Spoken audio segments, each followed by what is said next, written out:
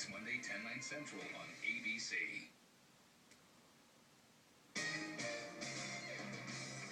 The Rushmore Plaza Civic Center expansion moves forward. Our top story tonight, what the City Council approved that could get the Civic Center to ADA compliance. Your news starts now. Now, in high definition, this is Coda Territory News at 10. Good evening and welcome to Coda Territory News at 10. I'm Scott Gross. And I'm Alicia Garcia. Tonight, the Rapid City Council pushes the Rushmore Plaza Civic Center expansion forward by approving a new task force. At tonight's City Council meeting, there was little discussion about the role the new executive task force is meant to play in the expansion project. A memo provided to the public describing the task force's duties says it is, quote, acting as a steering task force and would last until groundbreaking or until the end of the 30-month Americans with Disabilities Act's compliance deadline, or whichever comes first. City Attorney Joel Landine says the city is expected to sign an agreement in the coming weeks which would obligate the city to make the Civic Center ADA compliant within 30 months. We needed a smaller group that was comprised of representatives of all the stakeholders so they can make decisions and hopefully then communicate back to their constituent groups, so the council members will come back and communicate to the other council members what is going on. Tonight, there was no discussion on whether the citizens of Rapid City will be given an opportunity to vote on the Civic Center's expansion. The police department sets its sights on traffic violators. More on that after we check in with Chief Meteorologist Mike Modrick and our forecast first. Mike? That was a little scary in parts of Rapid City. There's a lot of smoke, and it's not as much in the downtown area as you get in some of the higher elevations of Rapid City, south and west side.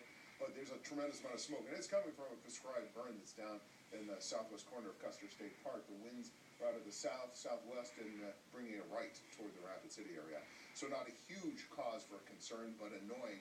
It also could make for a stellar sunrise tomorrow morning. I mean, it could be a blood red sunrise tomorrow with this smoke. We're in the 50s to start, and 60s follow quickly. 70s into the lunch hour, becoming partly cloudy with an 81 on tap for tomorrow afternoon. By the way, if you have some breathing difficulties, that smoke is maybe a little bit more than annoying. Also, you just have to bear with it as best you can. We cool down after tomorrow. We'll tell you how much. Alicia, coming up. Speeding, running a red light, or blowing through a crosswalk won't be easy to get away with in Rapid City. The police department is renewing its commitment to traffic enforcement in an effort to reduce overall crime. And starting this week, there will be 6 patrol officers, 2 on each shift, dedicated solely for traffic violators. Police Chief Carl Jegera says it's what the public is asking from them, whether it's to crack down on speeders in a residential neighborhood or to simply deter bad driving behavior. The goal is to be highly visible, with a proactive approach that the officers don't mind enforcing. Not at all. Everybody knows the rules of the road. Most people speed, whether it's 5 over or 10 or more. For a lot of people, it's a game. Most of the time they win, they don't get caught. Sometimes they do. And the police department wants the public's help in identifying traffic violators. They've set up a forum on their website, or you can call dispatch. A rapidly expanding city and a higher volume of calls, well, those are the reasons behind the purchase of some new vehicles for one local emergency agency.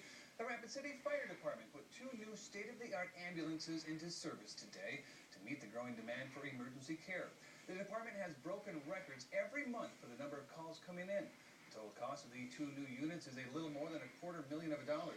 Now, it includes a Sprinter ambulance for long-distance transfers of patients and new technology allowing better communications with the hospital. Fire Chief Mike Meltevern took a ride this afternoon to see the new vehicles in action and says he's seen this as an investment in the city's future. We think there's a return on the investment through the fuel economy. And again, somebody who's in the back of this is going to get the absolute best care they can because we put that type of investment in the equipment itself. Meltevern says in the last year, the fire department has also remounted 4 other ambulances for better service to the public. Well, as you heard from Mike, the skies in the southern Black Hills are heavy with smoke tonight. And don't be alarmed, crews with the Custer State Park, the U.S. Forest Service, and Wind Cave National are conducting a prescribed burn in and around the southwest corner of the park. Highway 87 from Bluebell Gate in Custer State Park to Rankin Ridge in Wind Cave National Park are closed through Wednesday evening.